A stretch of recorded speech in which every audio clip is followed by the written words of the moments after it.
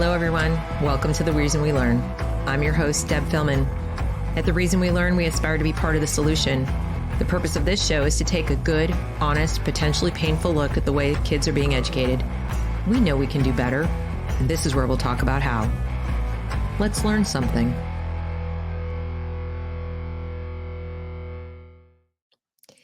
Hello, everyone. Welcome to The Reason We Learn. I'm your host, Deb Philman. And I'm glad you're here today. We have a great show with my friend ScioScophia, who has joined me. She has been on this channel multiple times doing Study Says or Does It. This show is a little different, though. She's agreed to come on and help me analyze a very popular and widely listened to and viewed podcasts that happened recently on the Joe Rogan Experience with Terrence Howard and Eric Weinstein. We're going to talk about that because I do think it's relevant to education and to my audience. Before I get started with that, please do go ahead and like and share this broadcast so other people can learn what I'm about to learn. I'm going to learn a fair amount because we have an expert in the house who's a scientist. And I want to introduce the topic to you a little bit before we get started so that it makes sense. If you haven't listened to the full 4-hour podcast, and I understand if you haven't, the nugget that caught my eye was about a 3-minute segment spread widely on Twitter, X, whatever, where Eric Weinstein talks about peer review. And I read the comments underneath this little snippet of video, and it seemed the main takeaway people had was peer review.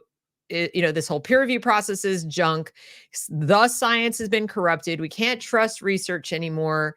And I understand that impulse. I have said on this channel many times that you should be very skeptical when educators tell you that the way they're teaching your children is evidence-based or comes from peer-reviewed research. It's research-based, it's evidence-based.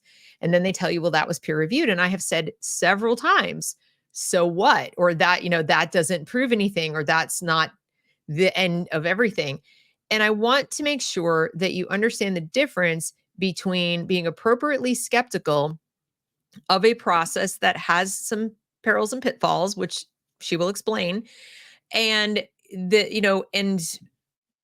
for lack of a better way to put it, throwing the baby out with the bathwater. In other words, deciding that nobody else offers you anything of worth when it comes to research, whether it's for education research or science, medical science, climate science, all of which, by the way, are relevant to education because now we have the government wanting to put more of that into our schools with mental health care and lots of climate alarmism. So they're going to be referencing studies. They're going to be referencing science and peer-reviewed research. And you might think, oh gosh, how do I fight that? And so what I'm attempting to do with this show and this example with a couple of clips and her analysis is help you understand what the peer review process is and isn't, what has happened to it that, that is cause for concern. And at the same time, why science, if we're talking about the hard sciences, are just fundamentally different from education research. I've said it before on the show, education research is a little different. It's more subjective. It's a little harder to do quantitative analysis. They are experimenting in real time on your children. So there's some ethical considerations.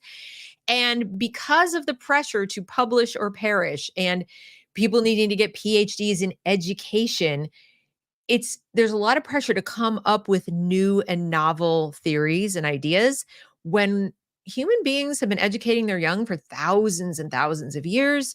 And when it comes to the 0 to adulthood period of education, I'll go out on a limb and say there probably aren't all that many new discoveries they're going to find about how we learn. That's not to say we've plumbed the depths of the human brain or maximized our capacity for learning, efficiently, et cetera. But I do think they take a lot of liberties with our kids and do experiments in terms of simple things, how to read, how to do math. And so you should be very skeptical. If you can't understand the study, for example, you should be skeptical. But I don't want the backlash to get you thinking, all of this is corrupt and I don't need to listen to anybody just because it, peer review, schmear review, doesn't matter. So without further ado, please help me welcome Adrienne ScioScophia to the channel again. And hopefully she can shed some light and explain what is all going on. Hi. Hello again. Now I will do my level best because yes, I know there's a lot of It's a fine line, right? Yeah. And I realize I get kind of down on these researchers and I'll, say things like, oh, make fun of the climate alarmism or whatever. But I don't want anybody in my audience to misconstrue that as that I'm some kind of Luddite or that I believe I, for example, could just go read a bunch of books as much about climate science as you do, and you've devoted your life to it, have a PhD, et cetera, and so forth. There is something to be said Mhm. for that doctorate. It's not easily won. So I just I don't want to overstate my skepticism to the point where people think none of it matters. So help us, please, Mhm. with this video. We can show whatever you think we should listen to and so on and So respond. yeah, just to give some background on this, Terrence Howard, actor, seems to have read up on a lot of things. I will not lie, he has read up on at least some of what he's talking about. Um, but he goes and sends, this was weeks ago, as it were, sends his treatise on certain things related to maybe we shouldn't measure things in straight lines, that we should measure, measure distances and curves and all of this kind of related stuff, um, to Neil deGrasse Tyson. Neil, I've had some problems with him, but he is a good physicist. He does know what the heck he's doing, very much so. He's gone a little off on the deep end with some of the other stuff that he probably doesn't know a thing about himself. But that kind of thing. It proves the same thing. It's like you can be really expert in one thing, but then you can also be very not so much in another and end up in the same kind of situation that we think Terrence Howard is in, which there's something called the Dunning-Kruger effect, which happens for a lot of people who basically they start reading into certain things and they don't read into it as much as they should have. And so they become overconfident with what little that they do know. Whereas you might have an expert who becomes much less confident the more knowledge they acquire in certain things. And so that's called the Dunning-Kruger effect. And that's evident with Terrence Howard. But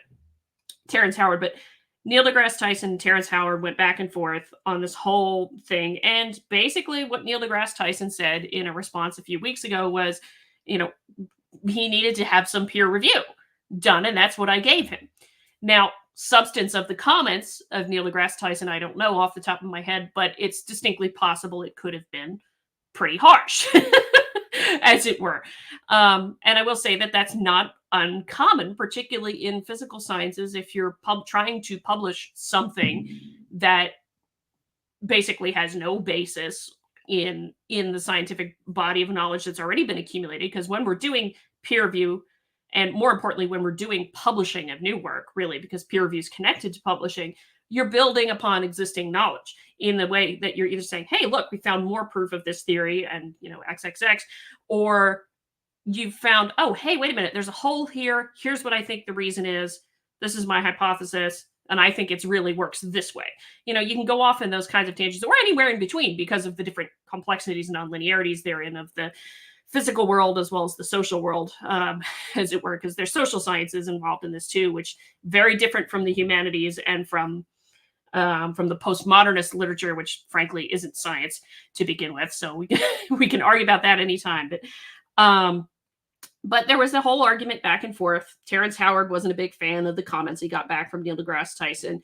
And fast forward, Terrence ended up on the Joe Rogan podcast, the Joe Rogan Experience, with Eric Weinstein, who is himself a physicist and mathematician.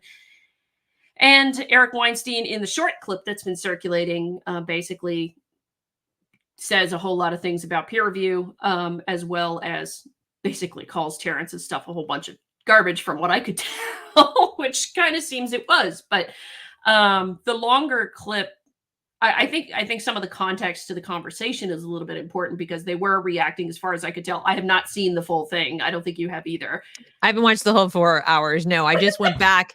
I just went back to sort of as far as I could get before the clip begins. It's making the rounds to try to understand. And then when that was still a little fuzzy, I went and read some articles that were summarizing Yeah. what happened, because this made news. This was like, I mean, I would say it was like front page news, Mhm. but it made news, as I said in my intro, in the sense that a lot of lay people and even some people who are involved in, scientific inquiry, came away with the impression that peer review is bunk Yeah. anymore. It's totally corrupt. We can't trust it.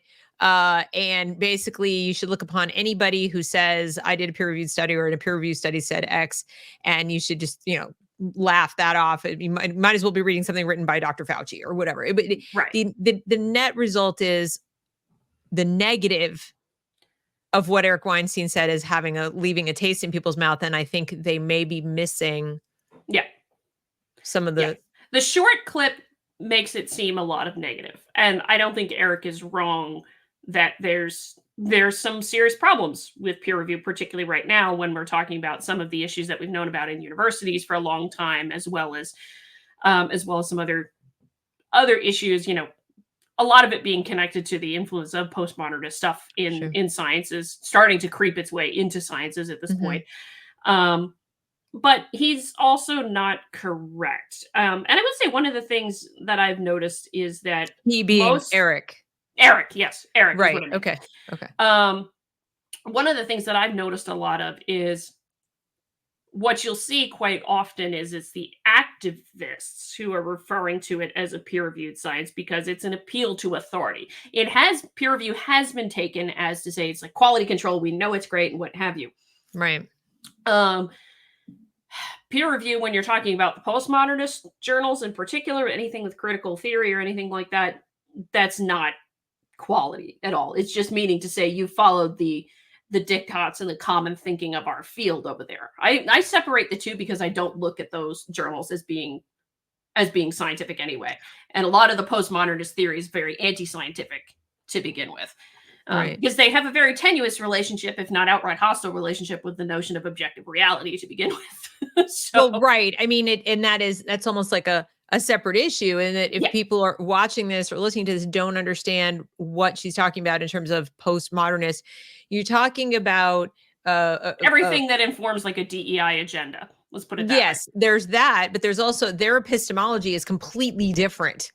So what they define as knowledge is subjective. It's Yeah, your truth, my truth. There's not an objective truth. And there are different ways of knowing. So, what you're evaluating their theories or their findings against can be quite literally made yeah, up yeah, because they think to suggest that the sort of body of knowledge that you're evaluating it against is the correct one is inherently bigoted, yep, racist, yep, Western centric, heteronormative, like all those terms. So when they go and do research, they can literally pick and choose from a background body of knowledge that suits. So mhm, they can say it's research based. And I want to make sure that everybody understands that is really one of the fundamental problems. And but even so, Adrian, even in the physical sciences or health sciences, where I think people are still skeptical because they're like, okay, I hear you with the social sciences and education, humanities, things like that. Okay, I get it. That's already hard to measure. So they can make stuff up a little more easily. But we've been burned by some of the models done by people in health science with disease, for example, or mhm, we got burned in terms of some of the climate alarmists that are taking things and instead of saying, hey, this is a little warning bell going off, they're like, it's a 5 alarm fire and everybody needs to like jump in the ocean. So people feel, if I can read the audience correctly, frustrated that science is becoming the science yep, when that appeal to authority, yep, which I've heard you before call scientism, almost like a yep, kind of religion. And so they aren't sure, you know, what to make of peer review. Like, what actually is it? What is the thing that they're talking about? And where, and where does he get, what does he get right? What does he get wrong? And what I think maybe we should do at this point is maybe we show the little clip. yeah, And yeah, then and afterwards you can say, here's what he gets right. Here's what he gets wrong, and help us understand, because I know that you've talked to me before about peer review and have yeah, said, how important it is. yeah. Okay. So I want to make sure people don't just chuck it. and Yeah, no, no, say no, it no. doesn't It matter, is important. It's not without its flaws, particularly in recent history. It does have its flaws. But yeah, let's do that. And I would actually suggest going a little bit before time with that clip, like probably like 324, 325 or so, because that's right around where they start. Because the pretext to the actual 3-minute clip was they were watching Neil deGrasse Tyson's commentary in response to Terrence Howard. And so it sets some context for what Eric Weinstein starts talking about. Got you. Okay, let me bring it up and we can play that. And hopefully you can help us make sense of it. So I tried to get to a place in the transcript that was like somewhat of Yeah, a sentence. that's about right, I think. I think you could start Okay. from there. All right, cool. Here we go. Have I been fair to you this You've time? been amazingly fair. Okay. You've been Have I very been kind. uniformly? No, I haven't been uniformly kind. You have. You've been honest. Well, you're talking to me You about haven't- my you heart. haven't- My heart is No. open to you. Hold No, on a second. One thing to make a point in this. Real peer review, which is what Neil deGrasse Tyson claimed he was trying to do with Terrence Howard's piece, as it were. You can be professionally kind in that you're not being vindictive and attacking a person and what have you, but you can still be ridiculously harsh. And a lot of really good peer review is really harsh, particularly if it's something that's a bullcrap statement that's coming. I just wanted to put that one out there because I got like the kind and what have you, and like I hate But to I bring think it to this you, is but for important. those of you who've never read an actual peer review and you get responses from journals and what have you, they can read off as very, very nasty because they have a lot of harsh critiques for you, but they can be as kind as hell personally to you. I have Right. had the other problem where you've had reviewers that be utterly vindictive to you where they're attacking you personally. That's unprofessional conduct. That's violations of ethics. But anyway. Well, I think that's important to point out because we are, and especially for those of us not in a position to ever be peer reviewed, we're living in a culture right now that is allergic to direct communication and is so conflict avoidant that we tiptoe around even delivering constructive criticism. And in peer review, you're talking about what is and is not going to become knowledge, Mhm. right? So it's like, or start to inform the body of knowledge, because right. you gotta remember science itself is a very slow process. Oftentimes you'll get some new critique or what have you, and that'll kickstart a whole chain of discussion. Then it may be like decades or so later before it's actually accepted as common knowledge or into the just general corpus of literature. But you might get sent off in the wrong direction. Mhm. So if somebody's too busy worrying about, your feelings, or making sure, it's not your 8th grade science term No, paper, no. right? Where the teacher wants to sort of blend good comments with bad Mhm. comments. There's none of that. If they don't have anything Mhm. good to say, they're going to tell you all the negative that there isn't.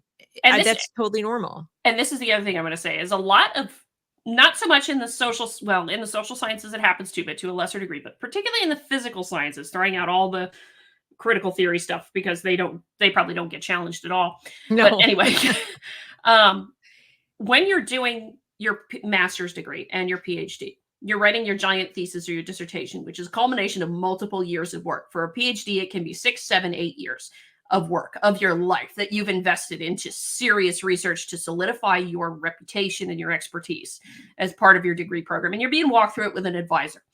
But when it comes to the very end at your dissertation defense, there's a public session where folks can come in and say, public can ask questions of you, your committee asks questions of you, overseen by your advisor, all those kinds of things.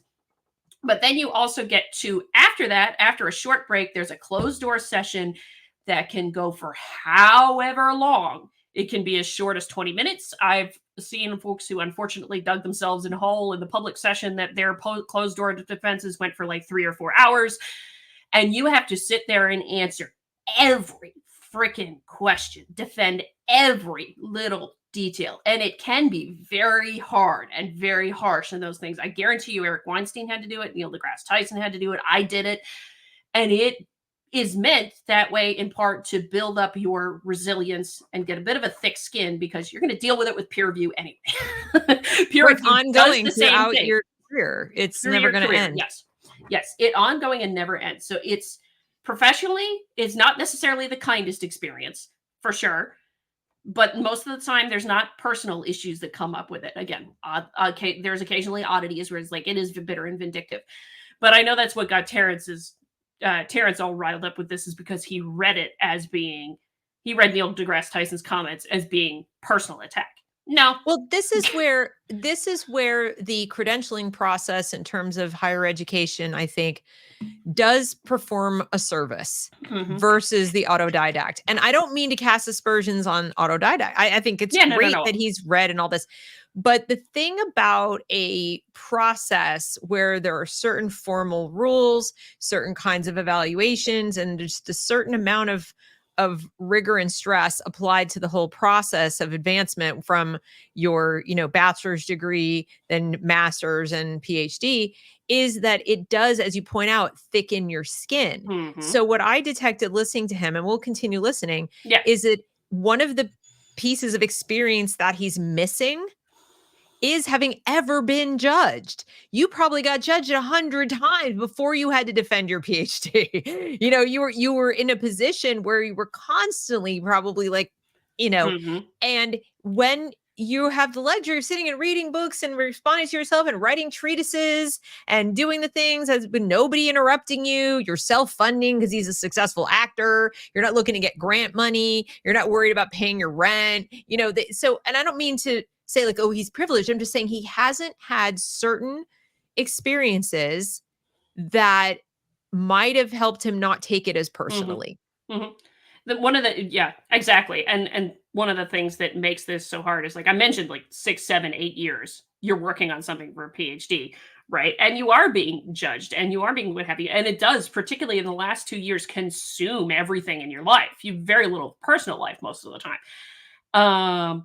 But when you get to the end there and you're defending, one of the things that makes it so stressful is there's only 3 options when you defend. It's not like you're getting a grade from F to A or something like that. When you're defending, it's either you passed unconditionally, congratulations, you're a doctor, whatever. You passed with conditions, which is to say you've got some flaws in your research, but that doesn't disprove that you've earned this degree, or you failed. And if you fail, you start all over again. Everything in 8 years of your life goes out the window. Yeah. So I think that's some perspective that's worth having. And because what I was struck by, and we'll continue listening, is this whole my heart is open to you and kindness and all this. And I'm watching this, I'm like, dude, let it go. This is, Neil deGrasse Tyson read your stuff and took the time to redline it. He didn't have to do that at all. That is actually a very nice courtesy. Most scientists wouldn't do that. Neil did that, and I actually give him props for doing that, because that would be something that's taken away from whatever else he's doing, whatever research project he's on and things like that. Yeah. And that's really good that he did that. Be glad that he renowned physicist that he is. Yes, a little nuts and other things, fine, whatever. But, renowned physicist that he is, took the time to read and critique your work. And he didn't have to do that. That's like if I sent an article that I wrote to like Barry Weiss and she took time to read it, I'd be like, wow, right? And I'd be humiliated because my writing stinks compared to her. But I'm just saying, that's really, I agree with you. And I'm not his biggest fan either, but I still think that was something. And anyway, let's continue listening. Yeah, please. But I think that's worth noting. Actually talked about the things that I've talked about. That's right. You've given me criticism on things where I've made mistakes. You've told me where this is I've not available as people. a service in academics. I know. In academics, basically, it's a closed little world. And if you don't come with protection, we stab you in the eye. This idea that Neil said about why doesn't he just submit to peer review? It's the biggest bunch of shit I've ever heard. We've got 2 papers, the geometry of the proton. Did you get to see that? Can we pull up the Neil pause it for a second stuff on that? Closed little world. Why don't you submit to peer review? It's interesting because Eric is not entirely wrong that to a degree it is a bit closed off.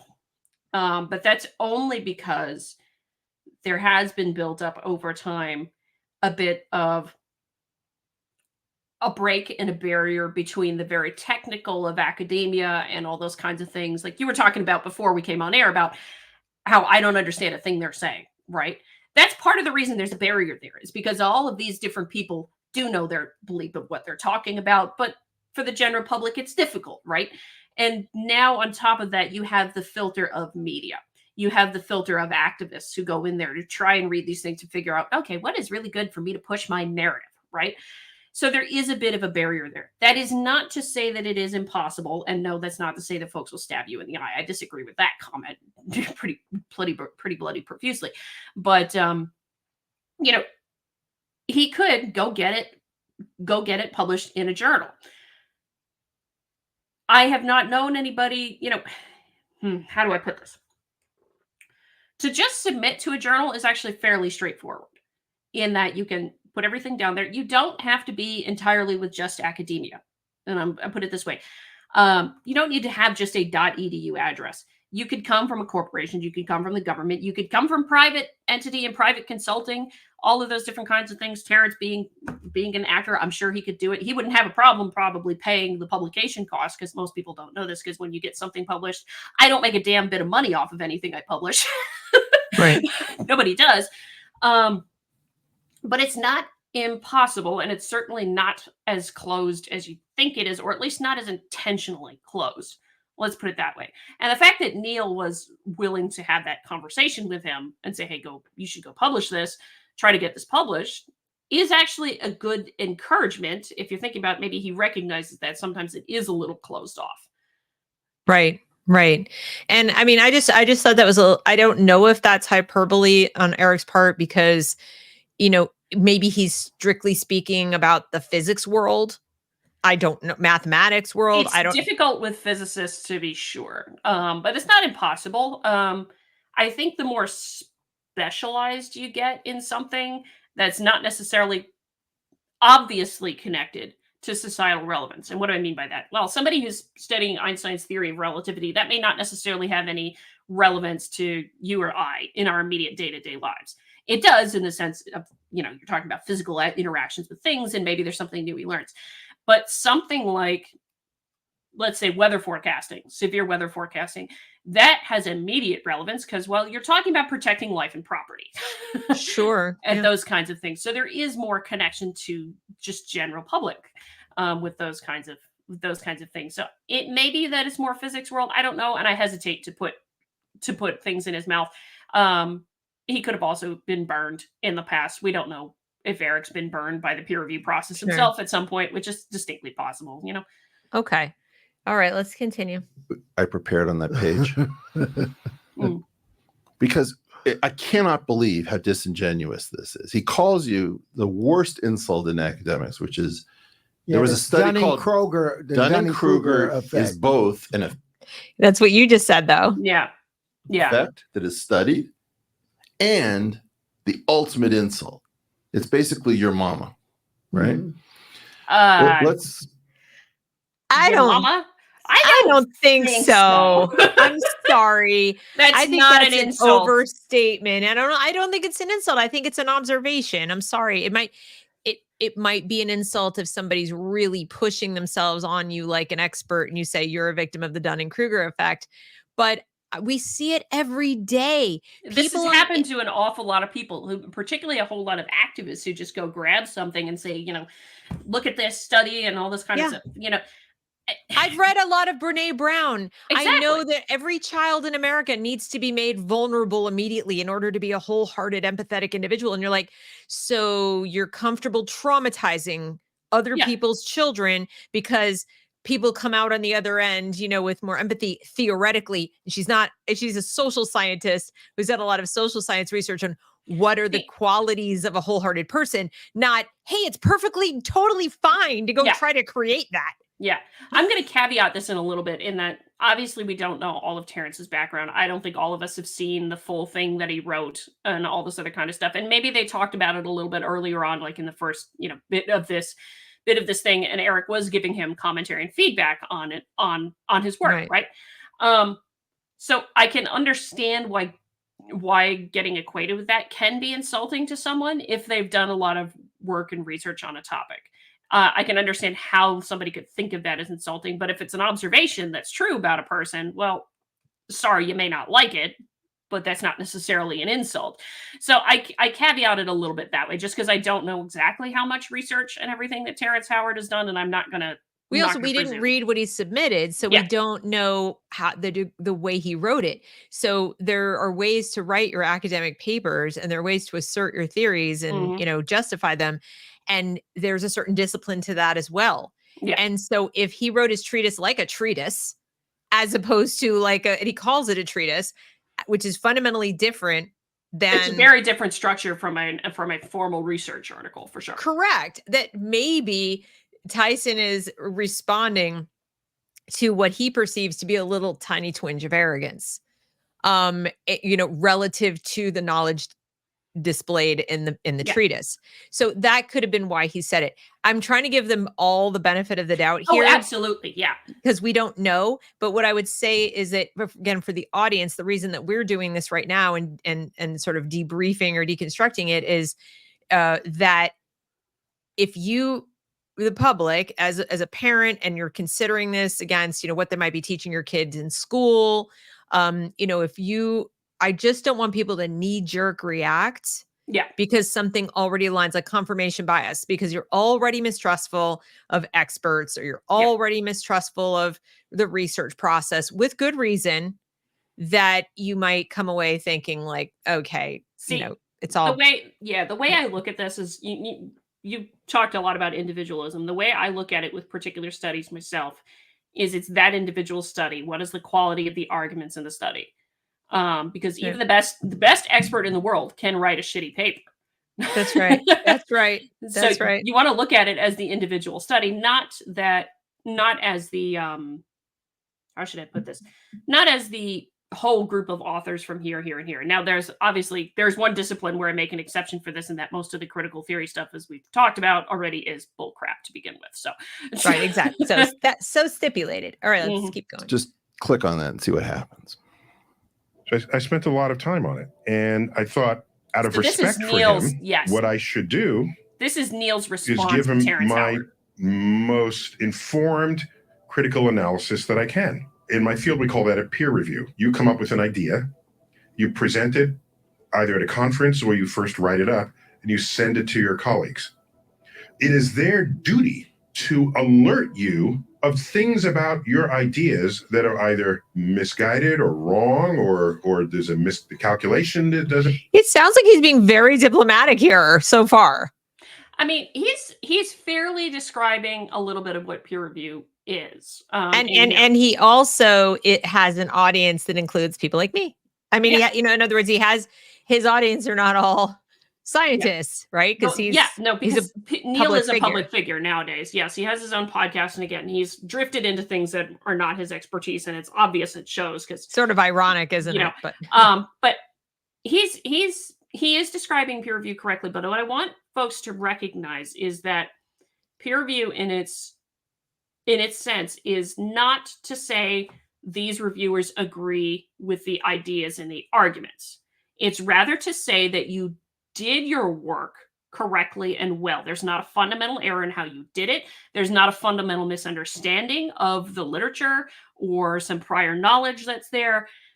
But it's rather that, okay, you've presented your argument coherently. Your evidence, your analysis backs up your argument as much as you can make it so, because sometimes in history there's technology limitations and all those kinds of things. Sure. But it's not typically a thing to say that the reviewers perfectly agree that with the argument itself. They may come back and write like comments or something like that themselves, or other people may write a comment to say, no, I think this isn't quite right, and here's why, and lay out their own arguments. That is a natural process of back and forth argumentation in the scientific world. And so that's why peer review is not necessarily a rubber stamp that it enters into the body of knowledge, and this is to science trademark, right? Or anything like that. But rather, it's just to check on, did you do your work correctly to the scientific method? Yeah, it's not, I like you and I agree with you. Yeah, it's not that. Now, obviously, differentiating from critical theory, and I'm probably going to keep doing this, and critical theory is pretty much an I like you and I agree with you when it comes to peer review. That's a different thing. All the more reason to be very skeptical of the stuff. All right. Yep. Doesn't work out, or the logic doesn't comport.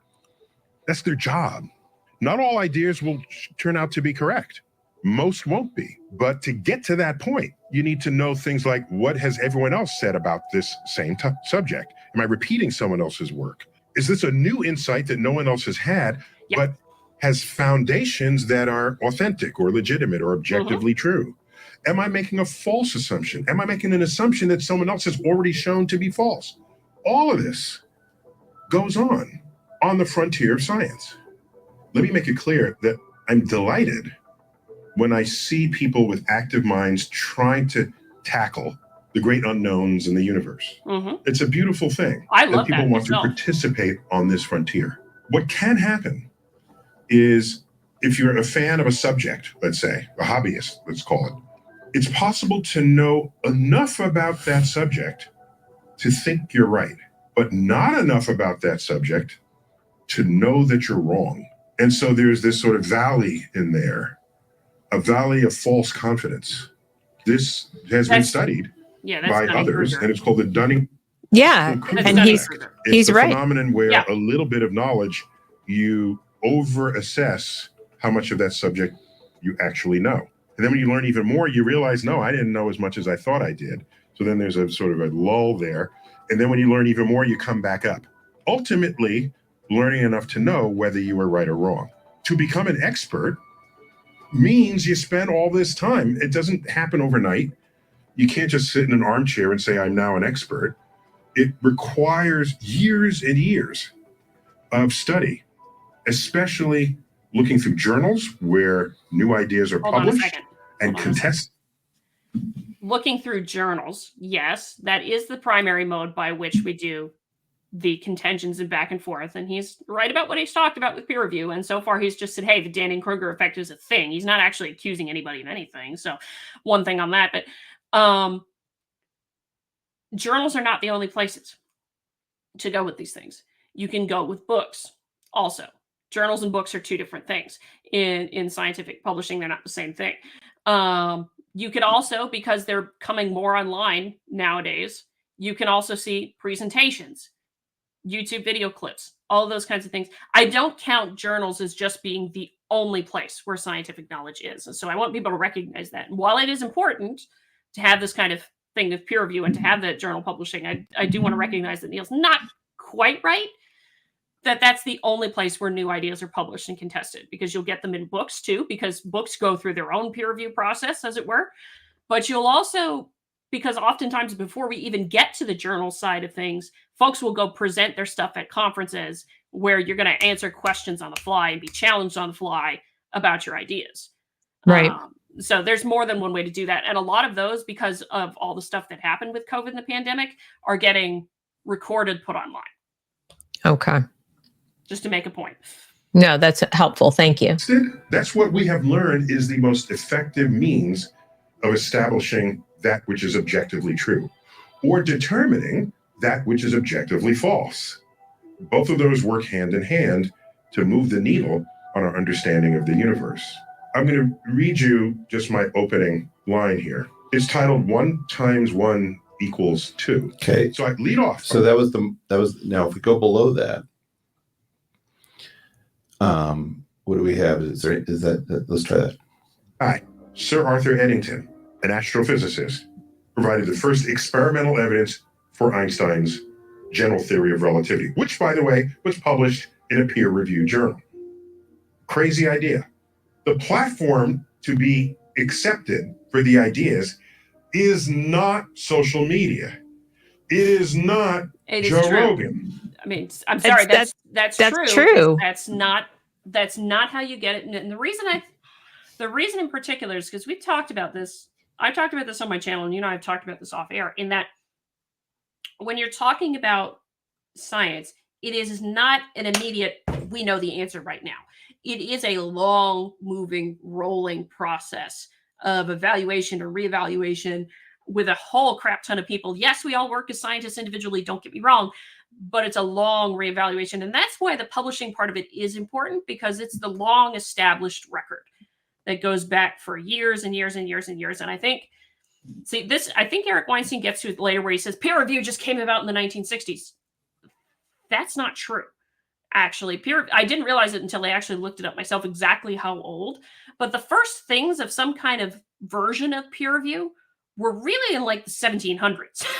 So it's not like it's an utterly abnormal and unknown thing. The modern version of peer review really got started 30s, really came into prominence in the 1960s.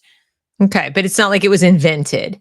And No, he's going to talk about that in a bit, and, Yeah, yeah. we'll get to that because I want to get your reaction to that. But Mhm. but I can't disagree with what Neil is saying. No. And even if it were, again, I try to avoid confirmation bias in myself. Mhm. Even if somebody wanted to challenge educational research or put forth educational research, and their whole way of going about doing that was on social media, Mhm.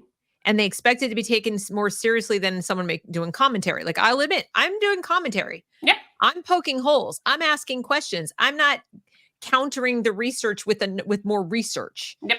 And so my goals are different, but social media is Mhm. not where you propagate your scientific theories. No, well, you can. And this is where I've had some conversations with But my the older people on social media are not your peer reviewers. Well, no, yeah.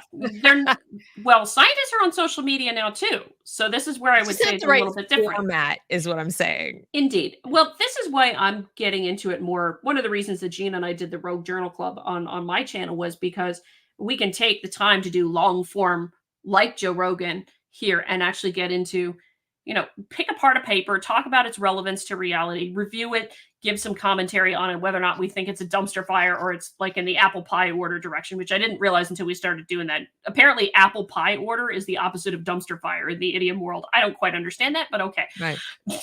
Those kinds of things. And this is where I've had conversations with my colleagues about it, because yes, you're going to have that long kind of format thing, but as more and more of my generation and younger who are savvy with YouTube, Twitter, and the like are becoming scientists themselves, yes, they will still do the peer-reviewed publishing, but I think over time it's going to be more common to have reviews done online where Right. folks are critiquing each other's work. Now, the problem with that is one of the things folks don't realize about peer review. This is an odd situation because it's not double blind. It's not even single blind. The two of them know each other. Right. Peer review is at most times, at the very least, is single blind, meaning I as an author have no idea who the reviewers are. Or it's double blind. The reviewers don't know who the author is. The author doesn't know who the reviewers are. The only person who knows in the middle is the editor. So that would be different when you're talking about YouTube reviews at this point. So yeah, I don't see how you keep it out. It is not my podcast. Yeah. It is research journals where attention can be given on a level that at the end of the day offers no higher respect for your energy and intellect than by declaring that what's in it is either right or wrong or worthy of publication or not. I wanted to post this to my website so you can see my comments mixed in with his treatise, but you got the sense of it. Thanks for listening. Okay. I want to be very careful about my words. Is there anything below that we put together? This is let's go above. This is Neil deGrasse Tyson.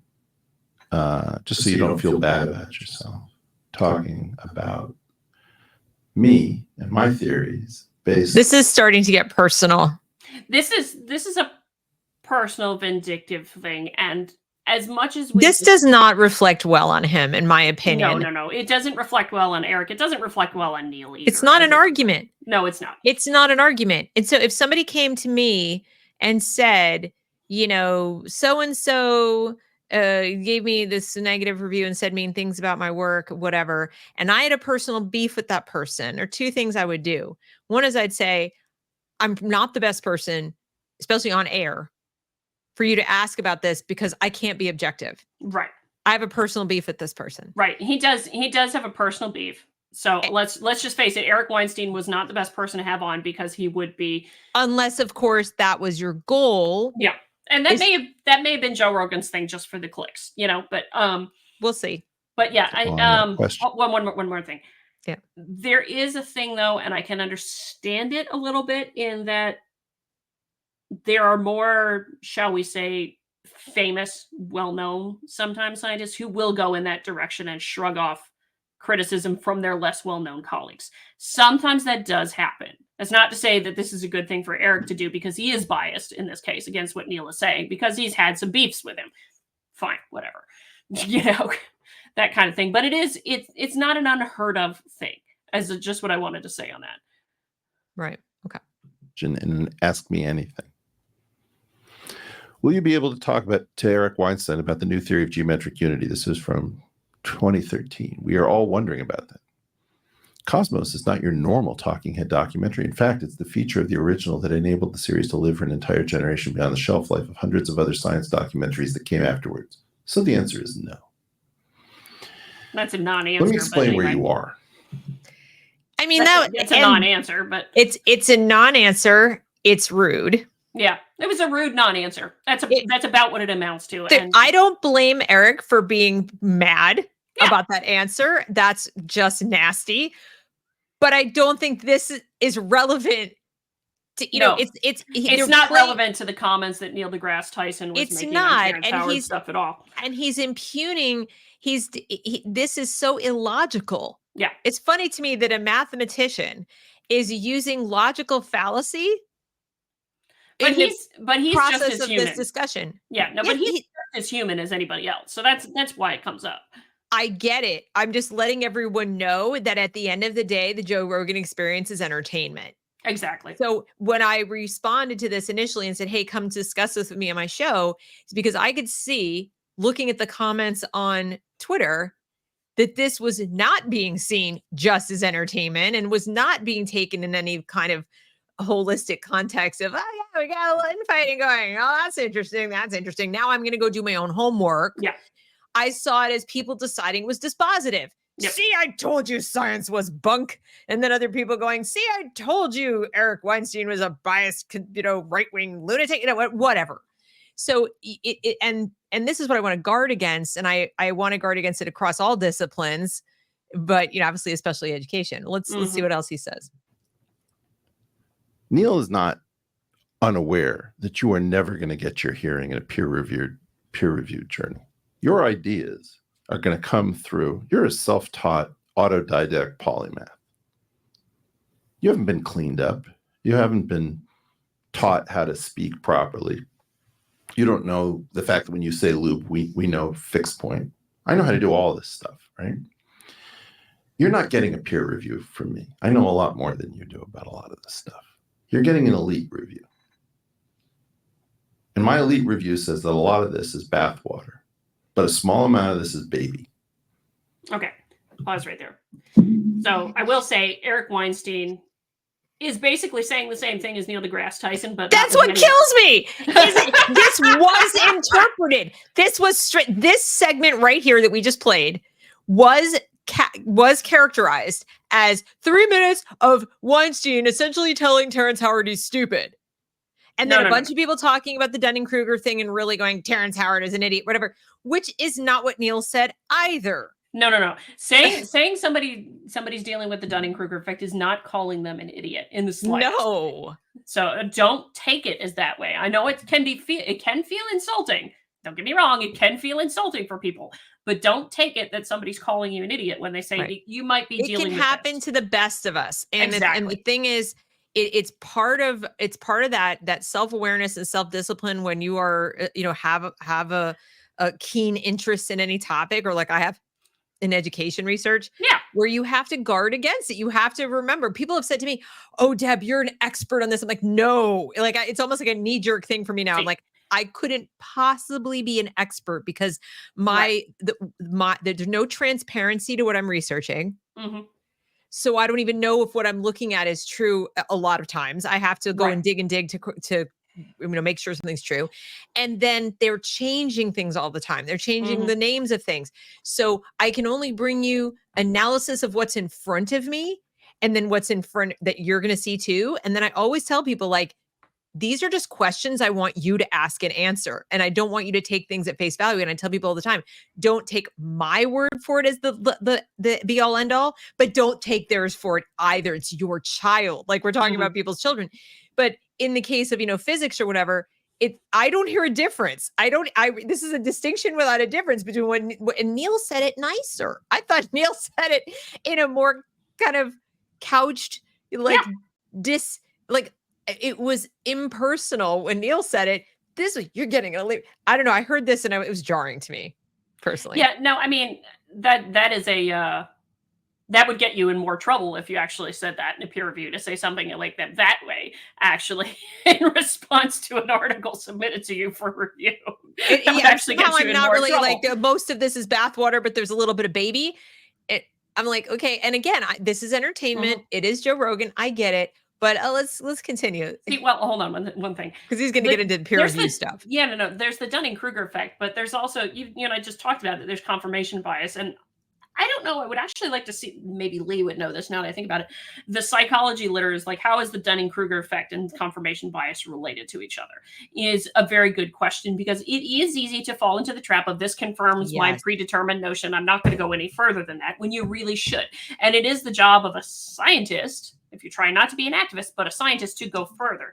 But it's partly the recognition of things like the Dunning-Kruger effect, of confirmation bias, of all the other biases and things like that, is one of the reasons why not just peer review exists, but the Mertonian norm of science, which is called not disorganized. I always want to say disorganized, but organized skepticism, which is to say you do submit your work for the critique of others. You do go back and forth in that sort of argumentation over who's right.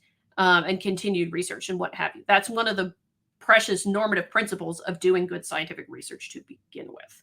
Right. And now this is interesting. I'm gonna bring this up because I think this is kind of relevant. And since we're talking about it, I just quickly searched and found this interesting thing. It says the Dunning-Kruger effect is a term established by Cornell University, conducted by sociologists, et cetera, et cetera.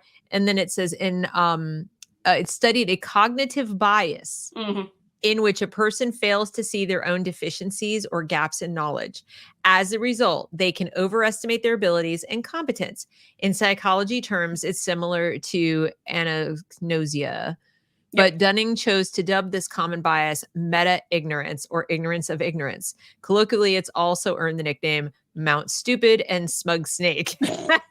As a concept, it sounds a bit harsh to assert people are incompetent, but it's an optimization bias that can happen to anyone. As Dunning-Kruger wrote, as Dunning-Kruger write, poor performers, and we're all poor performers at some things, fail to see the flaws in their thinking or the answers they lack. When we think we are at our best is sometimes when we are at our objective worst.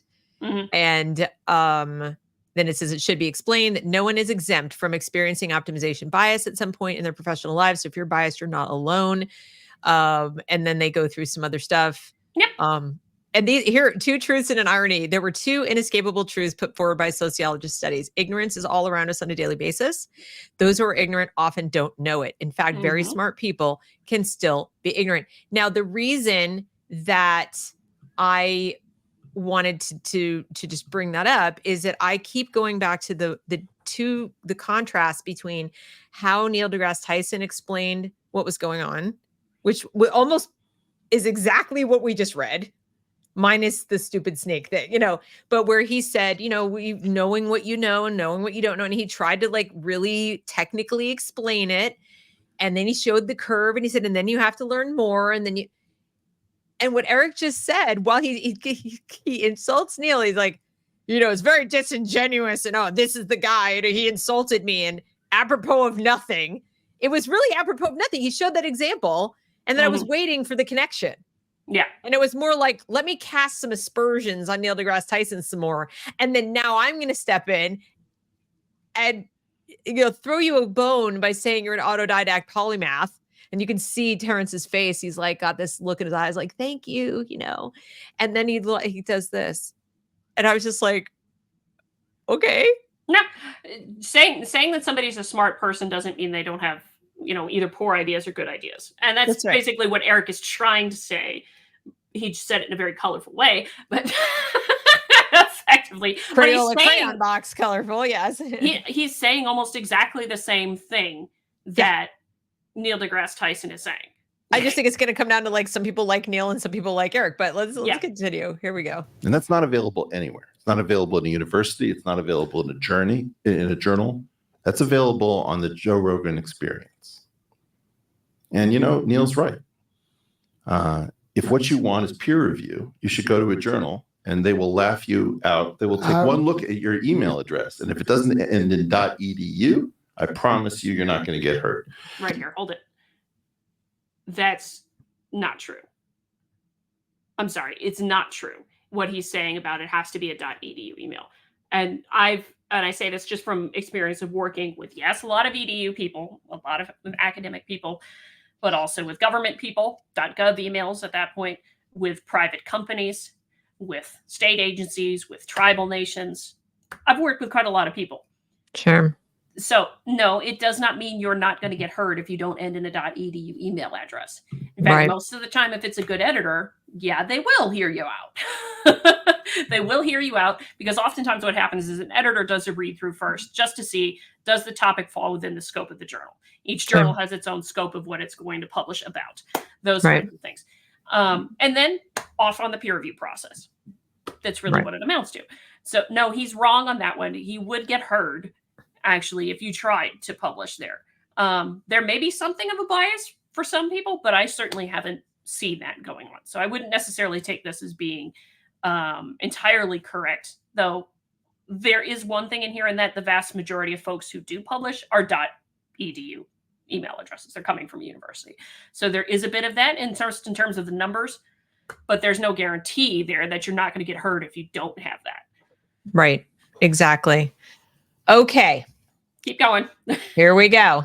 Do me a favor, Jamie. Can you pull up? Let him finish. Hold on, that because But let him finish, because this is a sustained Let's go. thought. Let's go below where we just were, Jamie. I don't think Neil deGrasse Tyson actually knows the history of peer review. This is Google Ngram. This is not history of peer review right here, because I think he explains it a little bit here, in that he's talking about the mentions of the word peer review in books, right? This is a current thing that people are doing a lot. Yes. They're saying that if Google doesn't find mentions of it, yeah, it didn't exist. Mm-hmm. And isn't this the criticism people have of climate science? That because we didn't record temperatures before such and such a year, so you don't really know. Happen. Yes, it doesn't mean they didn't happen. And this is the thing that I said. I talked about this with respect to the scientific method itself. Yes, we do have the modern formulation of what the scientific method is, mostly drawn out of Europe. But if you go back into history, when you're looking at that idea of it's a process by which you answer questions, you can trace references to that before we ever named it the scientific method back to ancient Egypt.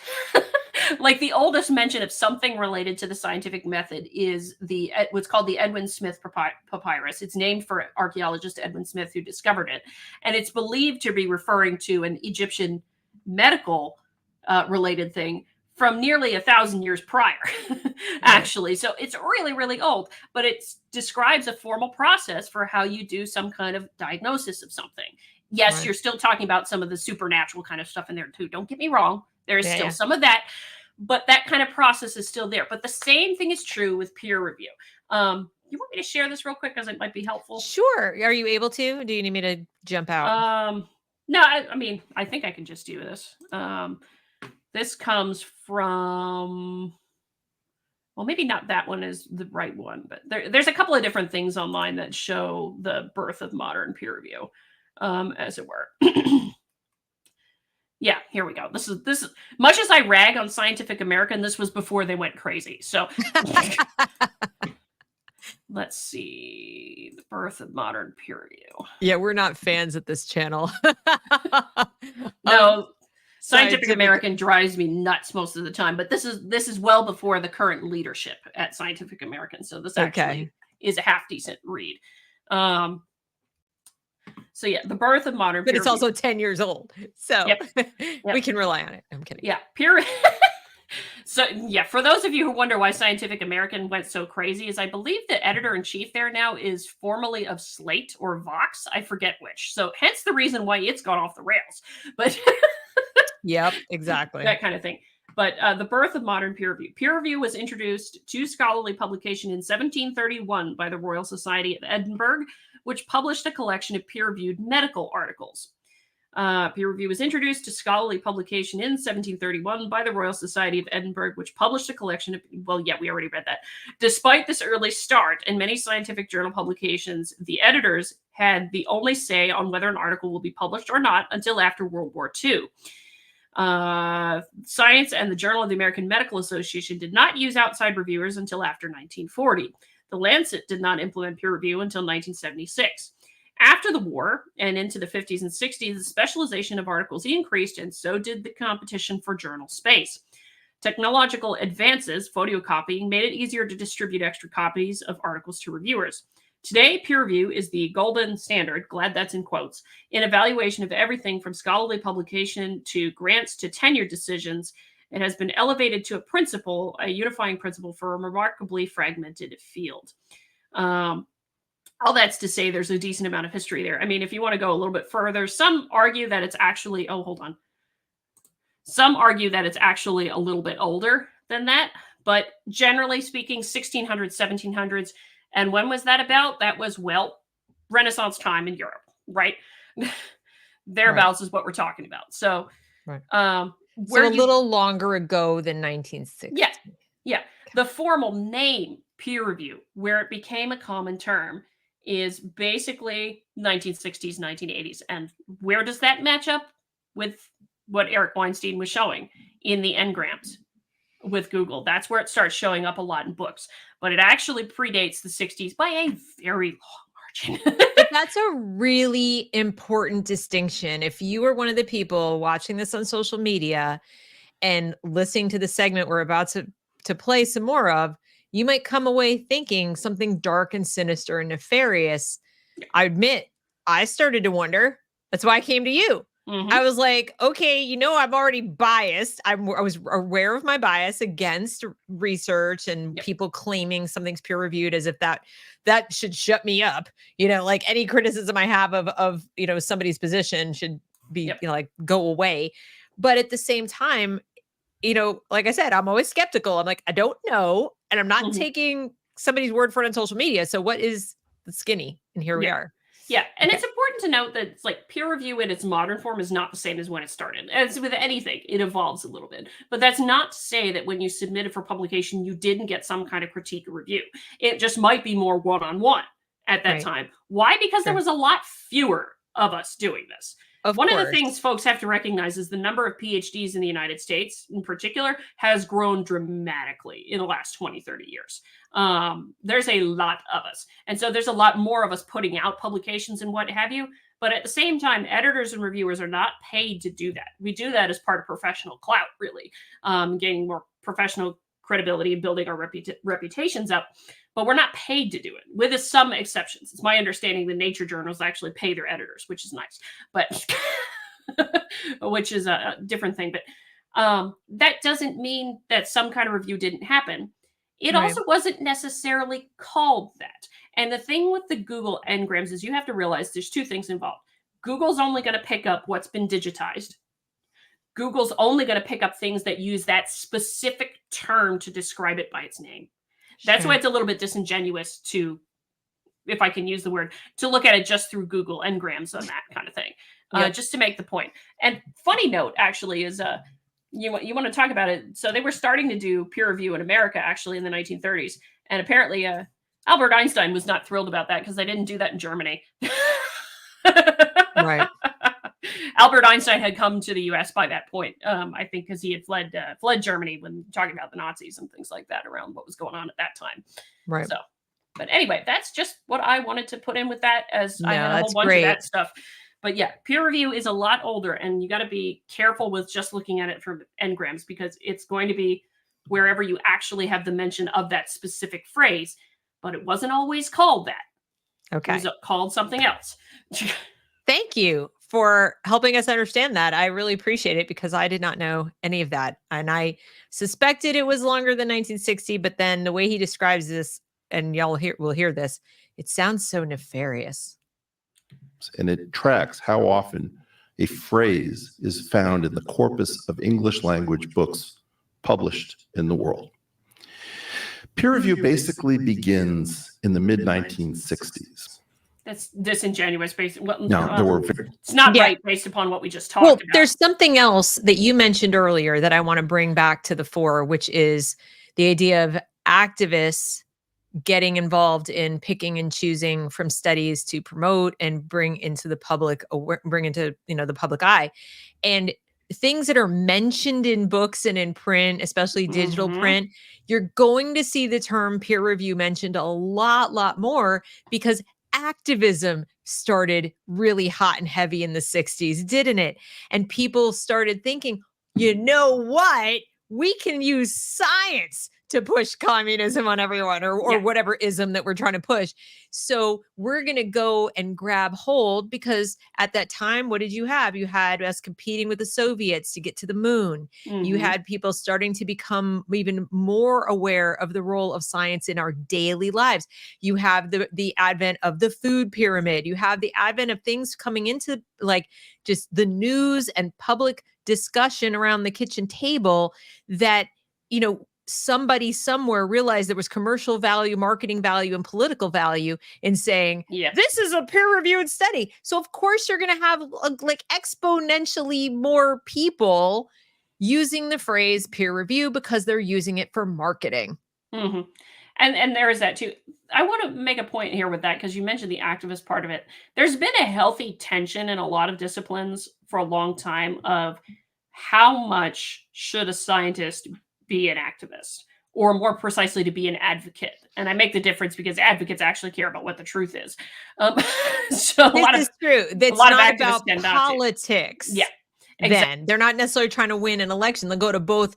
They'll go to Mhm. any party whatsoever to talk to. They're advocating for a given thing. An activist goes, "What's in the best interest of my position, my candidate, my winning, the Exactly. policy that I want, etc." Exactly. And so there is a lot of concern. I've seen it start to bubble up that particularly with my generation and younger, how many of them are being more activists than scientists. In fact, matter, it came up recently in a Nature journal. I was stunned to see it get published in Nature. This guy talking about his concern that you have activists masquerading as, in air quotes, scientists influencing what was going to be in the body of climate science literature. Right. And that is a very fair concern. So where that trickles into peer review is, well, those activists masquerading as scientists could be the ones reviewing your article Right. in those kinds of things. And that's where it becomes a challenge and a problem. But Right. anyway, sorry, you can continue. No, that's all right. Various forms of review. Editors, in particular, were very distinguished individuals who were chosen to not peer review things, to simply take a look at things and see who should be published and who should be not. Can we bring that back up? Do you agree with that? So early on with peer review, editors had more say over what got published. And actually, to a degree, they still do, because it is the editor who ultimately determines, based upon the input from the reviewers, in the modern peer review anyway, based upon the input from the reviewers, whether or not something should be. It ranges from flatly, I'm going to reject this, to like minor revisions, moderate revisions, all the way up to accept. Now, you're doing a brilliant job if you're getting accepted right away on your first Right. submission. That's extremely rare. Likewise, it's extremely rare to get rejected too. Does happen, but it's probably more common than just getting accepted. But the oftentimes it's either minor or moderate or major revisions, somewhere in there. So basically, you know what, we send this back to you, you get it fixed up, and then we'll talk about publishing it. But he is sort of making it sound like there's a cabal. It is true that the editor has the ultimate say for each individual article over whether or not, but they do it on the advice and recommendations of the reviewers themselves. Oftentimes, it's a rare case when an editor will overrule the suggestions of the reviewers. And where this may come up is, let's say you have, this happens oftentimes, you have like two reviewers that absolutely love the article or something like that. Think it's great, and they think, oh, maybe fix this thing, fix that thing, whatever. And then you have one reviewer that absolutely hates it and says it should be rejected right away. Because that's what will happen with reviewers. They'll make a suggestion of, okay, major revisions, minor revisions, reject it, accept it. They'll make those recommendations, state the reasons for why, and the editor has to come back and say, this is my decision and here's why, on top of it, based upon this thing. what can happen is that if that reviewer that hates it Right. is a really good expert in that field, has a lot of knowledge that the other two reviewers maybe don't, they may give more deference to that reviewer. I got you. And those Okay. kinds of things. In which case, the editor may just go say, "Okay, I'm sorry, I'm going to reject it." Likewise, the opposite can happen, where no, reviewer that knows what they're doing also but likes the article, will go in the other direction. Oftentimes, it'll end up being somewhere in the middle. So, like I had an article recently, actually, where both of the reviewers said minor revisions, what have you, but the editor's decision was actually major revisions. And that's just because the combined collection of things I had to do between the two reviewers was actually a fair amount. That kind of thing. Okay. So Okay. it's not just the editor says no, says yes, all those kinds of things. There is a lot that goes on behind the scenes with that. So it's a little bit, it's simplifying it a little bit to say that the editor just says hard stop, yes, no.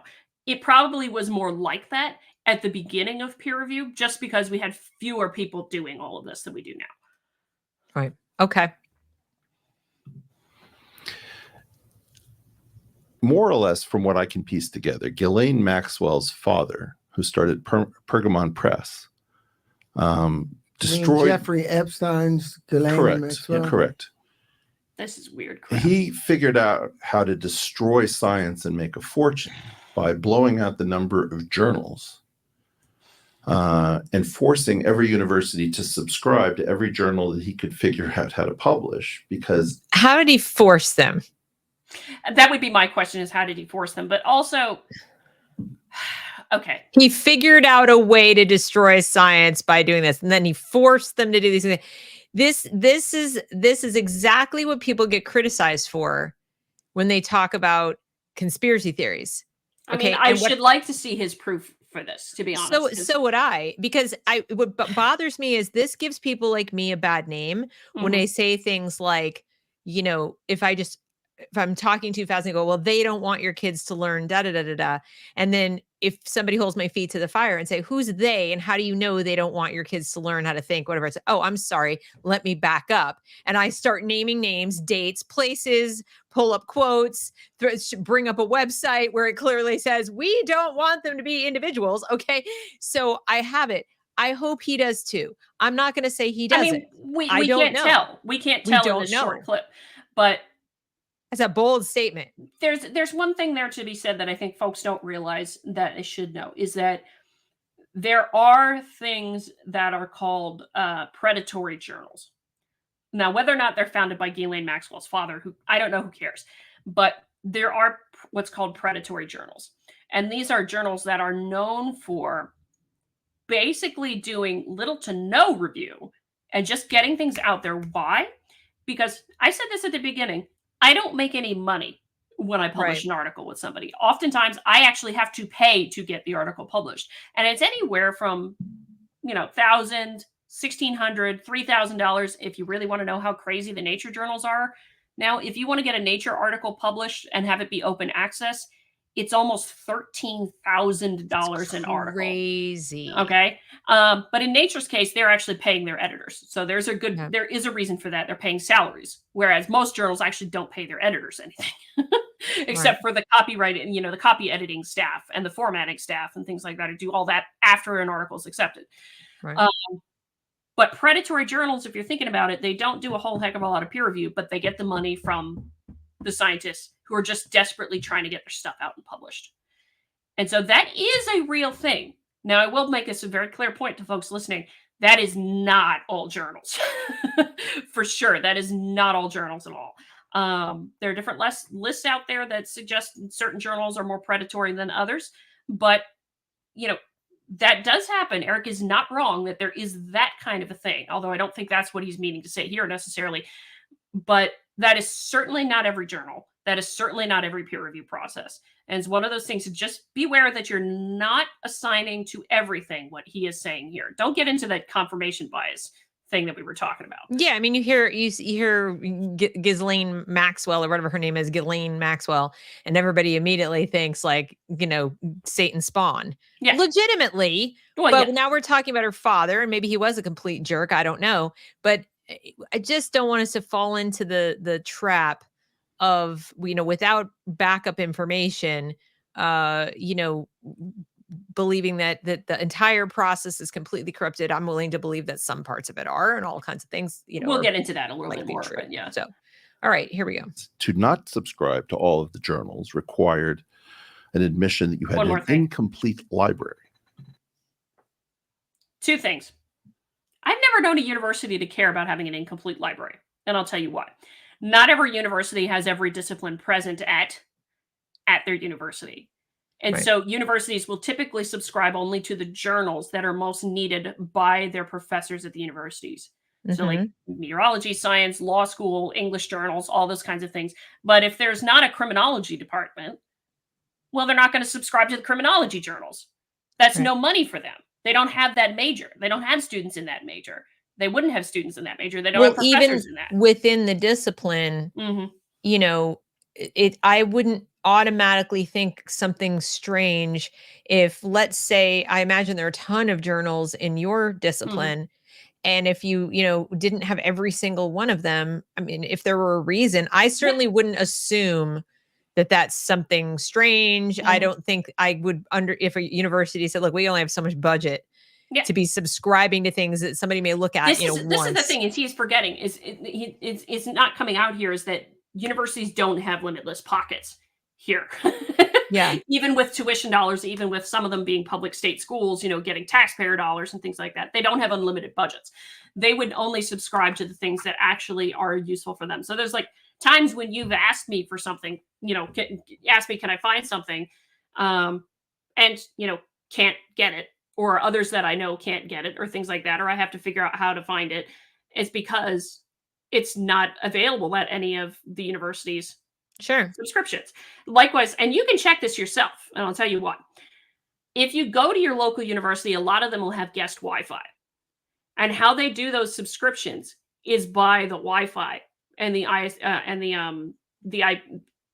IP address. Is it coming from the university? So if you go to a local university and go through their guest connection to look at some of these journals, you're going to see right away which ones the universities subscribe to and which ones they don't.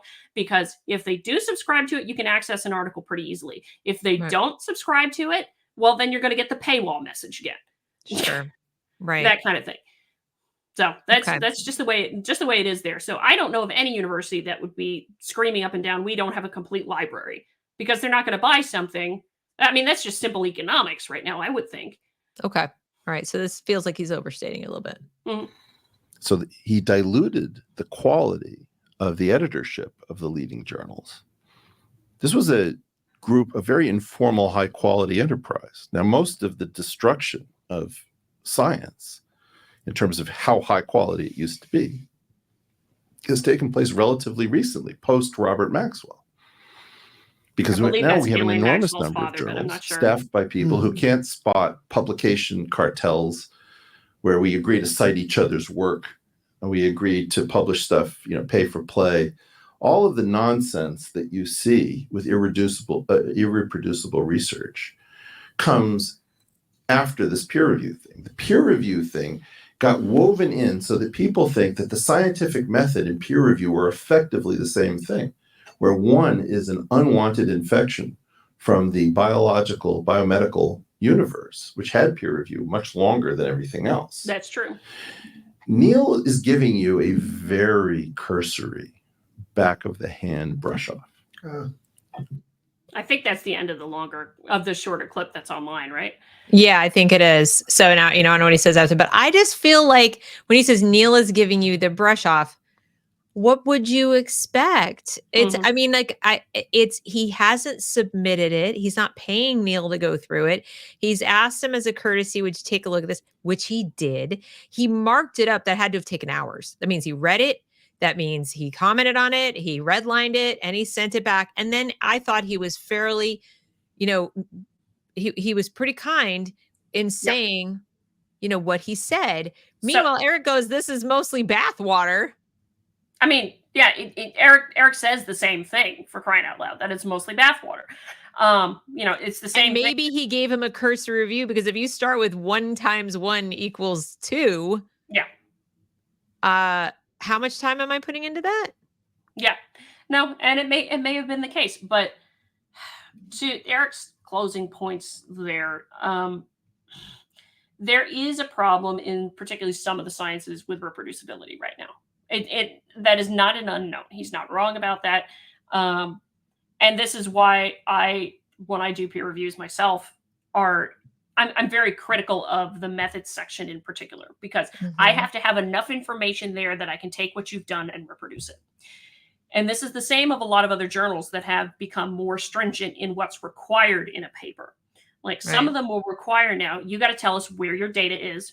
You got to tell us where the code is. Some of them require that you share the programming if you're doing analysis now, which is difficult when you're talking about a proprietary a company with proprietary information. That is an interesting hurdle that they have yet to figure out how to wrangle with. But that has happened. So there's a lot of that going on right now in attempts to address that. Fair enough. He makes it sound like there's some cabal of, you publish my work, I'll publish your work. Yeah. Okay. We do things in networking all the time. And the reference to other people's work goes back to 1700s, because I guarantee, of course, they were talking to each other about how they were doing this thing and that thing and what have you. And as one person published, you'd have another person cite the person's work to say, no, this may be crap. So that kind of thing has happened. Does that mean it's impossible that, there's some folks who are talking with each other to go back and forth to say, yeah, you publish this thing and I'll publish that thing? No, it's not impossible. But it also might not be for nefarious reasons. And the reason they say that is because there's a lot of scientific questions that have become much more interdisciplinary. And this is particularly around some of the climate stuff, where you're talking about, impacts to agriculture and all those kinds of things, life and property, where you have to bring in somebody who's maybe an engineer, or maybe a crop expert, an agronomist, or maybe a ecologist or something like that. Right. So you're talking about, okay, I'm going to cite your work over here on the climate related stuff because I've worked with you and all this other kind of stuff. And you've pointed out all these things to me that I didn't know. And likewise, you end up citing them because, oh, hey, I learned a lot from you about the ecology stuff that I didn't know about and all those kinds of things. That's not nefarious. Actually, that's more so just because there is an evolution towards a more interdisciplinary thing of looking at science now. Does that mean it's not impossible that there are nefarious folks doing that? Of course not. Of course, but it's not something. It's not, to say it so definitively. Yeah, I would say misleading. Yeah. And there's so much irony. This whole show is so full of irony. You're talking about Dunning-Kruger. He's insulting you for saying that there's Dunning-Kruger. But by the way, your research, I'm giving you an elite, Then he goes on, and he can't know the things that he's saying he knows. Mm-hmm. He can't, but he's putting it forward as if he knows it definitively, because he has a lot of knowledge about the peer review process. But then that doesn't mean he has all the knowledge that he would need to have to make these declarative statements. And I think that is misleading. I'm sorry. It may be his belief, but he should identify it as such. Yeah, he should say, I think it is. This is what I think. It is misleading too. Now, there is definitely concerns, and I think particularly as you're talking about some of the activists and younger generation coming into peer review, I hinted at this before. There is a concern that there's going to be a push that only certain things can get published. And I want to come back to this particular article because Gina and I did this for the Rogue Journal Club, but it's a really great article on this whole problem that we call scientific censorship. Which is very much related to peer review because I mean, it does determine to agree. Do you want to put it up? Sure. There we go. So if you haven't gotten a chance social motives. Well, one of the things one of the things Corey is suggesting as a possibility is that folks wanting to be part of the club may censor what they're saying, so they're part of the club is effectively what it is. But they have a great graphic in here that talks about what I do get concerned with peer review, and it's this one. This is just sort of conceptual diagram that they did, but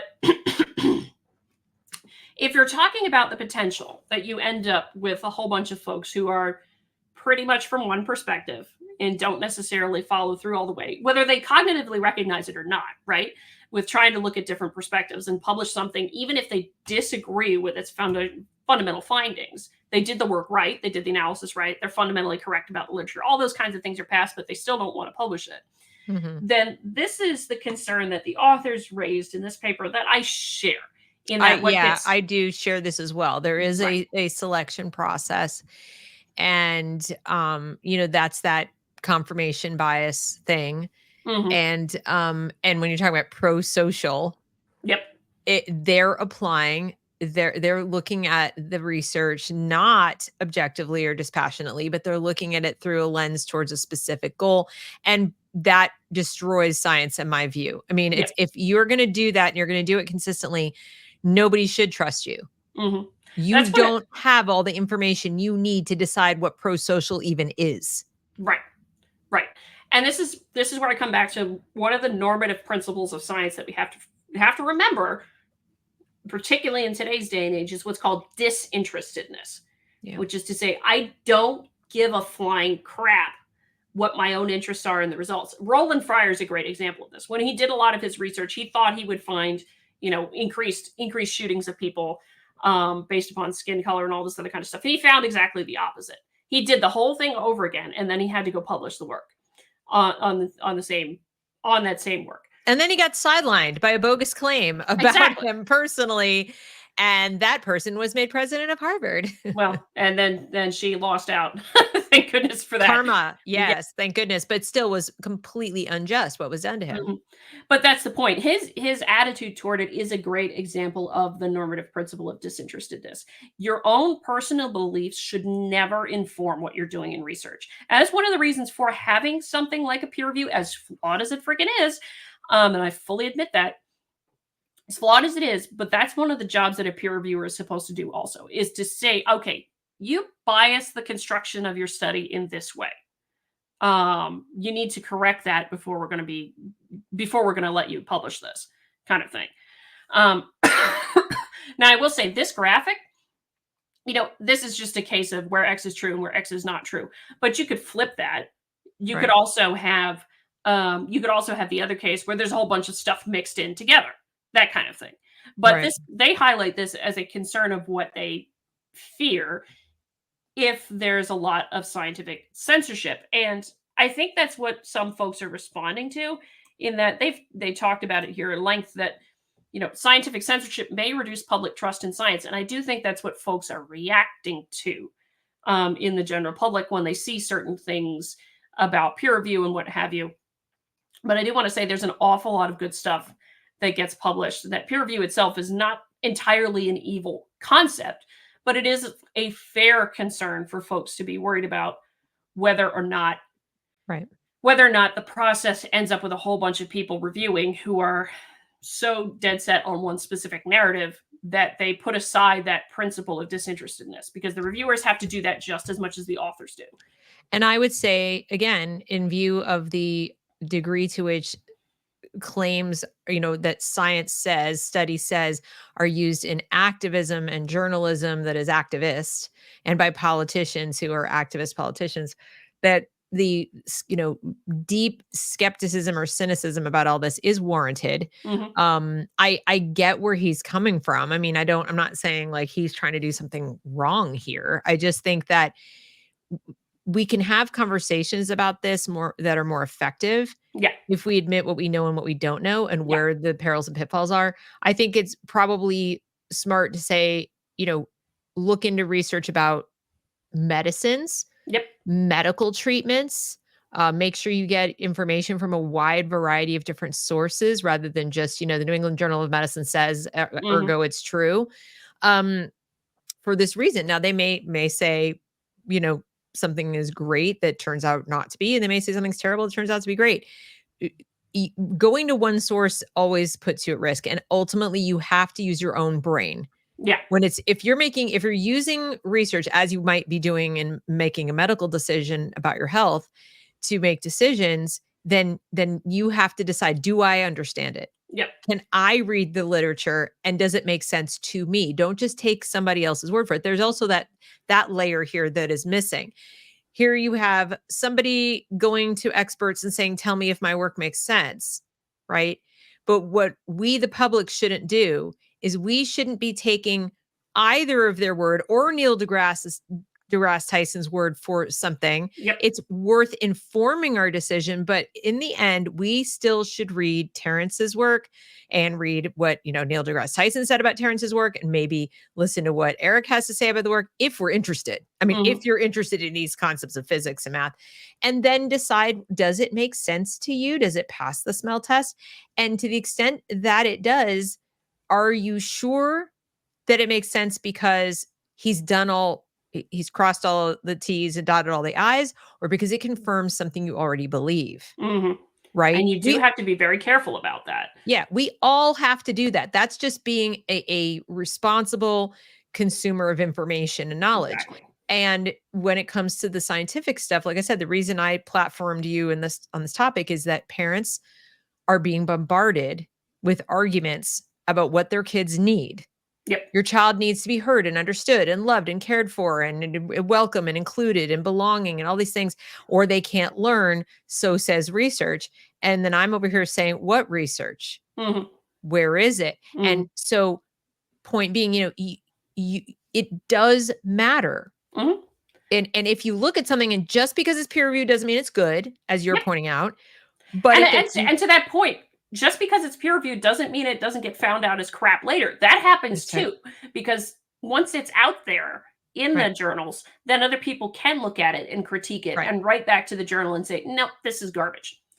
And here's why. But it's a starting point. In other words, it's not bad that something's peer reviewed. It's not automatically corrupted that it's peer reviewed, but it's not like that's the be all end all either. And so I heard him talk and I saw people saying, see, he said it, therefore it's true. And I was like, uh-oh. So, well, here's the thing. We've talked a lot about the sort of very pessimistic, denialistic, for lack of a better word, side of things here, in that, folks could get really extremely skeptical and then stop listening to any research that's put out at all, which is a bad thing. We're seeing that happen. Yeah, which is a bad thing. So don't do that. But at the same time, you don't want to go to the opposite end. You mentioned it at the beginning. What I talked to you about off air is it's a philosophical concept called scientism, which is to say, I look at it as scientism is effectively when folks are talking about the science trademark. Yeah, kind of the thing. Science. Right? The science. The science says the vaccine saves lives. Scientism is a pretty irrational philosophical belief that science can answer any and all questions and all ills and what have you. And that's where a lot of that comes from, to say, science says this, therefore we should. No, because science cannot answer all questions. Science being that process by which we get at the truth about something, it doesn't give you answers to moral questions. It doesn't give you answers to legal questions. It doesn't give you answers to all of these other things, like what's good for my child. And that's because you're the parent. You know that one better about your kid, or at least I hope you do, right? Exactly. Then any it also doesn't tell you what you should do. Yeah. So, even in your field, we can look at, temperatures rising and all kinds of different things and say the climate is changing. And then you have obviously the different people saying why it's changing, whatever. But even if everyone agreed, let's say 100% legitimately agreed that human activity was causing the lion's share of the change, you still that doesn't really tell you anything about what to do about it. There are still a wide variety of options of what to do about it. So people get stuck on is it happening? Is it not happening? Or is it true? Is it not true? And it's like, guys, remember, even if it could tell you that, which it can't, or it isn't, let's say at the moment, then that's not, we don't leap from there to therefore. I always say to people, therefore what? Therefore, okay? Because they'll say, well, the climate is warming. Therefore what? Yep. I'll give you your argument. Therefore what? That's not in and of itself a justification for your policy, your approach. And the same goes for education. Children are not learning to, children are not interested in reading the classics like they used to be. So we shouldn't teach them. And I'm like, wait, hold the phone. You may have been able to do a bunch of research across schools across the country to ascertain that students are not interested in reading long chapter books with difficult vocabulary, and that is a fact. It is not, therefore, let's not assign them. Yeah. Okay, that's the problem, is we're getting to that. Therefore, let's use graphic novels because kids aren't interested. That's a fact. It's peer-reviewed research that kids are not interested. Or, all kids are using their phones to tell time. Therefore, we don't need to teach how to use an analog clock. Yep. So when, if you hear somebody say peer-reviewed research, research-based, data, proven, whatever, you've still got to ask yourself, first of all, was the study done using proper methodology? And, was there a case of pro-social selection of what got published or what got pushed to the ed schools? And then after you get down those two tiers of evaluation, now you have to say to yourself, even if I agree with this conclusion in the research, do I agree with what they've chosen to do with the information in terms of inaction, how they're going to address it in the classroom? And so that is always my goal, is to empower the audience, to empower parents, to empower even teachers, to push back against false premises, false conclusions, and illogical arguments that can manipulate you and fool you into thinking that something is true or factual that actually isn't. Yep. So I guess the lesson from today is, be nuanced about it and think for yourself and question things, but don't fall into either camp of extreme. Exactly. And just because something is, a very popular podcast that gets almost 6 million views, and like the clip of it goes viral and everybody's saying, Eric Weinstein says that peer review is that too, you have to dig into that a little bit more. Yep. So that's one of the reasons we played the longer part of it to get things started, because there was quite a lead up to what Eric was actually saying in that clip. Very important. And like I said, let's be fair to Neil deGrasse Tyson. I mean, that was a little. I'm not a huge fan of Neil deGrasse Tyson. Neither am I. I'm more of a fan of Eric Weinstein on any given day. Yeah, same If here. you're talking about who am I a fan of, who do I generally agree with their takes on things, but I still hold people that I like and respect accountable for the stuff they say. And here I think he got a couple things wrong. Yeah, no, I think he got a couple of things wrong too, but that is what it is. Yeah, it is what it is. So I am so grateful that you agreed to come and do this little analysis with us, because I didn't really know. Like I said, I listened to it and I said, I can't evaluate this. Yep. I don't know what it means. On the surface, I told my husband, I said, it sounds like he's saying that the whole peer review process is like garbage. No. And it's just completely corrupted, and it's corrupted by like a father of a really bad person, which makes it even worse. And I'd have to send that clip, particularly the longer section, to Anna Krylov in particular, because she and I have gone back and forth about whether or not peer review is worth it. And she's a staunch defender of peer review, but she's also mostly in chemistry and physics journals too. Yeah. So because she's bloody freaking brilliant.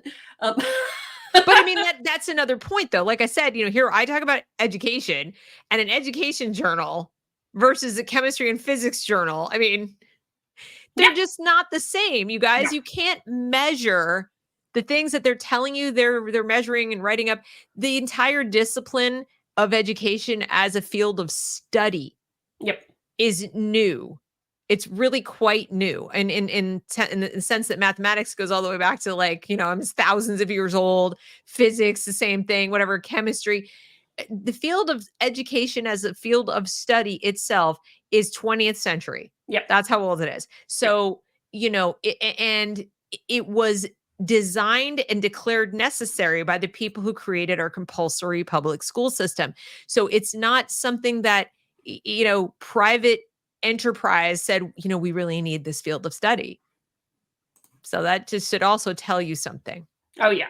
And and a lot of the private schools still remained classical schools well into the 20th century. In fact, I would say the vast majority of private schools, the higher end one, the expensive ones, whatever, the exclusive and selective ones, remained what most of us would call fairly classical. Mm-hmm. At least 75% in this sort of classical vein, with Latin and with literature and calling it history, not social studies and all that stuff, well through the 80s. So they didn't even convert to this postmodern progressive social studies, world civilizations and all this other garbage. That was like a 1990 kind of a thing. Yep. And so that tells you how much influence this whole, because the teachers started getting educated coming into even the private schools and saying, let's change it. So these things do matter. Yep. But I think to your point, the hard sciences, the physical sciences are quite different. No, it is quite different. And there's not to say what Eric has said that there's not some of that going on, because I'm sure there is. Right. But that's not to say it's predominant and everywhere. No, And you should be no. careful when that kind of pronouncement is made, to vet whether or not that's correct. That it's Right. just everywhere, and you can't get published at X, and all this other kind of stuff. Good luck and all that kind of thing. But Exactly. and there are certainly more problems when you're talking about the social science literature, education and humanities, because I mean, if you like Lee Jussim, whom I've had on my channel, he's psychologist in Jersey, but he's talked about it before. Like, there is an ideological bias, a predominant ideological bias in the humanities and social sciences, Sure. in particular, and that is more of a concern if that starts to trickle into STEM disciplines, Right. because that's going to be a heck of a problem. Well, yeah, and like I said, I just didn't want my audience to think that because I'm sitting here dogging on the research as much as I dog on it, dog on the crazy stuff like that. I mean, I think you and I were talking about it yesterday, the observing whiteness in introductory physics article. Yeah, that was, like, exactly. 2021, that was properly roasted online. I participated in the roasting of it, but there's a lot of other good stuff in the physical review journals that are actually really good. So, yeah. But as everyone can imagine, they don't get picked up by CNN or even The That's the Guardian. thing. The Guardian loves to do that because it's not going to get your attention from Yeah. your television show or your dinner or whatever, because you're not reading the journals, because you're not doing the science. The negative stuff goes around the world so quickly. Yeah. And that's just like when he was talking about the number of instances of peer review. I promise you, they have people at every news publication or online site sitting there just Googling peer-reviewed studies, so to see if they can find one with a crazy title, to see Yep. if they can, or one that has a political bent that's Yep. pro-social, that they can talk about, because it gets a lot of clicks. So keep that in mind too, that there are probably thousands upon thousands of journal articles you never hear about that are really boring to the average layperson. Yep. Yep. All right. I don't have anything else to add. I think that about covers it, right? All right. Thank you so much. Thanks everybody for watching. Please, again, like, share, and subscribe. And also subscribe to Adrian's YouTube channel. It's at ScioScophia. That's SCIO, Sophia, all one word. And that's on YouTube. So you can go check out her shows where she breaks down a lot of these studies and a lot of other stuff that's in the science news, and it will be of interest to you, separate and apart from education. So please go follow along. And I'm sure you'll be back for another Study Says or Does It one of these days too. We just have to find one that's worthy of your all's attention. Yeah, and it's got to be an education one. I think the one we were thinking of doing wasn't quite an education. Not quite one, enough. so. We'll get one. We'll get one. But everybody have a good one, and we'll see you next time. Bye-bye.